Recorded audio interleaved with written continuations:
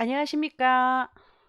이 시간에는 팡팡 카나리아 TV에서 지난번에 이어서 아파트 부적격 청약 당첨자가 속출하고 있다.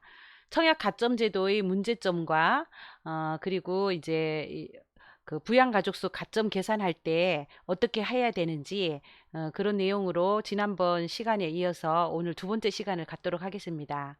오늘 내용은 지난번에 조금 부족했던 내용을 조금 보충을 해드리면서 평소에 고객님께서 이제 물어오셨던 그런 내용들을 위주로 해서 궁금한 점을 질문하고 또 거기에 따른 응답을 해드리는 시간을 갖도록 하겠습니다.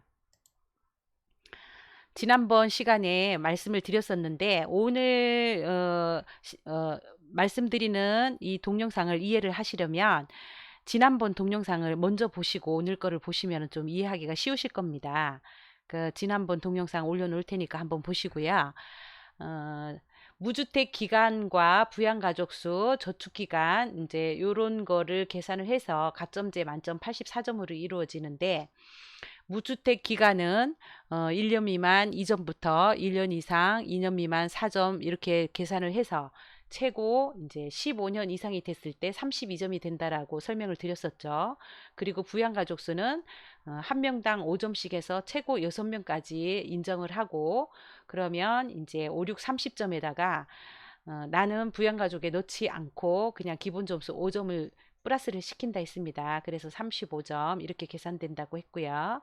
저축 기간은 그 가입한 날짜를 입력을 하기 때문에 크게 뭐 문제될 거는 없더라고요. 그래서 그렇지만 이제 알고는 계셔야 되니까 저축 기간도 최장 15년 이상 되게 되면 이제 최고점 17점은 받는다. 이런 내용으로 지난번에 이제 설명을 드렸었는데 그래서 이제 가점제 만점이 이제 84점으로 이루어집니다. 조금 이제 보충 설명을 해드리려고 무주택 기간을 한 번 더 이제 설명을 드릴 건데요. 무주택 기간은 만 30세가 된 날부터 산정한다라고 했습니다. 그런데 30세가 되기 전에 결혼을 했더라면 혼인신고일부터 무주택 기간을 계산을 한다. 이렇게 설명을 드렸었고요. 만약에 30세가 됐는데 이제 30세 이후에 주택을 갖고 계시다가 무주택자가 됐다 하면 그 늦은 날로 해서 무주택 기간을 계산을 하게 된다라고 했고요. 혼인 신고일과 무주택자가 된 날 중 이제 늦은 날이 있으면 그 늦은 날부터 이제 무주택 계산을 한다. 30세가 됐을 경우 이제 그렇게 얘기를 드렸었습니다. 그리고 이제 밑에 있는 신청인과 신청인의 배우자의 무주택 기간만 계산한다 이렇게 돼 있는데 이 내용은 무슨 얘기냐면 신청인과 신청인의 배우자는 집이 없었습니다. 10년 동안. 그런데 직계 존속이 집이 있었다. 동일 세대원이었다. 그랬을 경우에는 이제 직계 존속이 집이 있더라도 일정한 조건이 아니다 하면 그 이제 동일 세대원이기 때문에 유주택자로 보고 무주택에서 계산을 빠지게 되는데 만약에 직계 존속이 이제 집을 팔았다 그러면 지금 팔았다 하더라도 신청인과 신청인 배우자가 10년 동안 무주택이었다면 그 무주택 기간을 다 계산을 해서 10년이 무주택 기간이 된다 이제 이런 내용입니다. 이제 보충 설명 조금 더 해드릴게요. 2018년 12월 11일 이후에 취득한 분양권 또 뭐 입주권 요런 소유자는 아파트 청약할 때 이제 유주택자로 본다라고 이렇게 법이 바뀌었습니다. 이 이전에 취득한 분양권은 이제 유주택으로 보지 않고요. 2018년 12월 11일 이후에 취득한 분양권만 이제 유주택자로 보게 됩니다. 그렇지만 이제 미분양인 분양권을 최초로 계약한 경우에는 그 분양권은 예외가 됩니다. 그리고 또 이제 미분양 분양권을 최초로 계약한 자에게 매수한 경우에는 이제 또 그때는 또 유주택자로 보게 되는 거죠. 기존 주택 처분 조건을 승낙하여 주택을 우선 공급받는 1주택자는 처분 계약 사실을 신고하여 입주를 가능하다. 입주 가능일로부터 6개월 이내에 처분을 완료하여야 된다. 이렇게 돼 있죠. 그러니까 처분 조건으로 1순위를 받게 되면 나중에 입주할 때 처분 사실을 신고를 해야 되고 입주할 때도 처분 처분이 안 됐다 하면 입주 가능일로부터 6개월 이내에 처분을 완료를 하여야 됩니다. 그런데 이제 처분하지 못했다면 어떻게 될까요? 이게 맨 처음에 입법 예고 날 때는 뭐 과태료 3천만 원에 징역 3년이다 이런 얘기들이 있었는데 난리가 났었죠. 집을 못 팔아가지고 어떻게 징역 살리느냐, 국민을 갖다가 어떻게 범죄자를 만든다 이래갖고 난리가 났었는데 이게 이제 통과가 되면서 징역 3년 이런 조건들은 빠졌습니다. 과태료 3천만 원도 빠졌고 단 이제 어, 만약에 처분을 못하게 되면 공급 계약을 취소를 하게 된답니다. 한번 읽어볼까요? 기존 주택 처분 조건을 이행하지 아니하는 경우 사업주체가 공급계약을 해지할 수 있으며 이러한 내용은 사업주체가 공급계약서에 포함하여 계약하게 된다. 공급계약서에 이런 내용을 적으라는 내용입니다. 그리고 시장 상황에 따라 불가피하게 기존 주택을 처분하지 못한 1주택자는 사업주체가 공급계약을 해지할 수 있도록 하여 벌금 등 형사상의 처벌을 받지 않도록 한다. 다만 고의적으로 매각하지 않는 경우는 주택법 제65조 1항의 위반에 따라서 형사상의 처벌이 가능하다. 65조 1항의 내용은 공급질서 교량 금지 조항이거든요. 그래서 이제 고의적인 경우가 아니면 이제 형사처벌은 하지 않고 공급계약 취소는 될 수 있다라는 내용입니다. 그러니까 신중해야 되겠죠. 처분 서약을 하고 1순위로 신청을 하는 경우는 조금 신중하게 하셔야 되고 기간 내에 집이 팔릴 수 있도록 이제 그렇게 해야 될 것 같습니다. 그리고 6개월 내 처분 조건 당첨자가 기존 주택 팔기 전에 처분 조건으로 해서 분양받은 이 분양권을 먼저 팔게 되는 경우에 그런 경우에도 기존 주택을 매도해야 하는가 이렇게 묻는 분이 계셨거든요. 예, 맞습니다. 요거는 기존 주택 처분 조건으로 당첨이 된 거라고 봐야 되기 때문에 분양권을 매도했다 하더라도 기존 주택은 6개월 안에 매도를 하셔야 됩니다.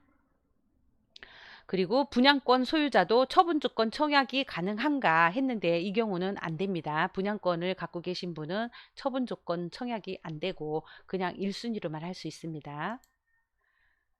자, 무주택 기간 계산은 동일 세대원 전원이 무주택이어야 한다. 이렇게 해놨는데 만약에 그 딸이 집이 있었습니다. 그러면 딸과 같이 사는 동안에는 내가 청약하고자 하는 사람도 무주택자가 아니겠죠.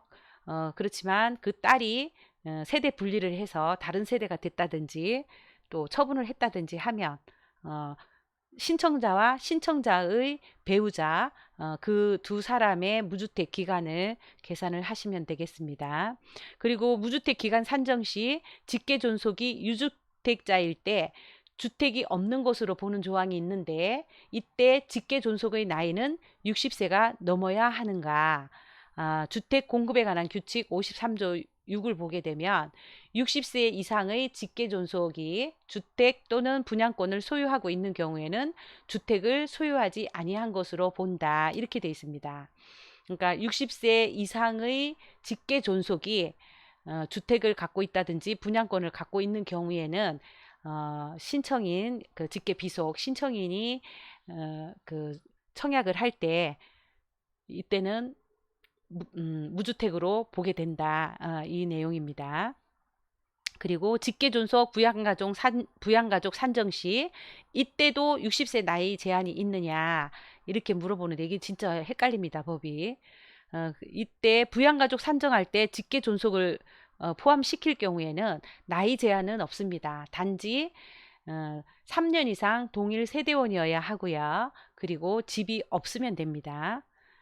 그리고 미성년자는 청약 신청하지 못한다. 앞전 동영상에도 설명을 드렸었는데요. 미성년자는 원칙적으로 청약 신청을 못합니다. 그렇지만 예외가 있는데 결혼을 해서 세대주가 된 경우 자녀가 있다 하면 미성년자라 하더라도 청약 신청할 수 있고요. 또 부모가 사망을 하고 이제 그로 인해서 형제 자매를 내가 부양하게 되는 경우, 그러니까 소녀 가장을 말하겠네요. 그런 경우에는 미성년자도 청약은 가능하다. 예, 이렇게 알고 계시면 되겠습니다. 그리고 갑자기 이렇게 묻는 경우가 있습니다. 직계 비속의 배우자인 며느리, 예, 그러니까 아들 말고 며느리도 부양가족에 들어가야 하나? 이렇게 딱 묻는 경우가 있는데, 이게 이론은 아는데 갑자기 이렇게 물어보면 멍해질 때가 있거든요. 며느리, 아, 같이 사는데, 네, 안 됩니다. 직계 비속은, 직계 비속 자제분도 그렇고, 며느리도 그렇고, 결혼을 했다 하면 무조건 부양가족수에 들어가지 않습니다. 요 좀 헷갈리시는 분들은 지난번 동영상을 올려드릴 테니까 한번 다시 보십시오. 그걸 먼저 보셔야 이게 조금 이해하기가 좀 쉽습니다. 자, 세대 분리된 배우자는 부양가족으로 계산을 한다. 맞죠? 그렇다면 직계 존속의 세대 분리된 배우자. 아버님과 어머님이 계시는데 아버님은 동일 세대원이고 어머님이 세대 분리가 돼 있다. 이랬을 경우에 어머님은 부양가족으로 계산을 하느냐 이런 얘기인데요. 이때는 부양가족에 계산하지 않습니다. 신청자 나의 배우자는 세대 분리가 돼 있다 하더라도 부양가족에 계산을 하지만 직계 존속의 세대 분리된 배우자는 부양가족에 계산을 하지 않습니다. 네, 네. 그리고 입주권을 갖고 계신 분들, 그러니까 동일 아파트입니다. 동일 아파트에 입주권을 갖고 있는데 일반 분양도 또 신청할 수 있는가? 이런 질문이 있었습니다. 네, 이런 경우에 조정구역이다 하면 입주권 동호수 지정되고 하면 똑같은 이제 그 당첨으로 보기 때문에 재당첨 금지 기간 5년 적용을 받습니다. 그렇지만 비조정구역은 재당첨 금지 기간 적용을 받지 않기 때문에 일반 분양도 받을 수가 있습니다. 한 아파트에 입주권으로 해서 들어갈 수도 있고 일반 분양으로 해서 또 하나 받을 수도 있다라는 거죠. 그거는 청약이 가능한데 문제는 이제 중도금 대출이라든지 이런 은행의 대출 조건은 또 따로 계산을 해봐야 되니까 그거는 또 별도의 문제겠지요. 네, 이상 부양가족수 가점 계산을 잘못해서 아파트 부적격 청약 당첨자가 속출하고 있다라고 해서 이제 조금 연구를 좀 해봤고요. 그 문제점과 이제 예방법이라는 제목으로 오늘 그 컨텐츠를 만들어 보았는데 문제점은 정말 심각합니다. 이 너무 어렵게 돼 있고 또 청약 제도가 너무 자주 바뀌다 보니까 공인중개사인 저희들도 부동산 전문가지만 너무 헷갈리는 부분들이 많습니다. 그 예방법이라고 한다면 이제 공부를 자꾸 해야 될 것 같아요. 제가 동영상을 앞에 올렸던 거를 한 번 더 올려드릴 테니까 한 번 더 보시고 복습을 해보시기 바랍니다. 그리고 이제 10월 달부터는 이런 문제점들을 좀 보완하기 위해서 한국감정원으로 아파트 청약 업무가 이관이 된다고 하고 지금 이제 뭐 본격적으로 그 4일 날 계약이 이루어진 것 같습니다. 네, 그러면 오늘 내용이 도움이 되셨다면 좋아요와 구독하기 꼭 부탁드립니다. 감사합니다.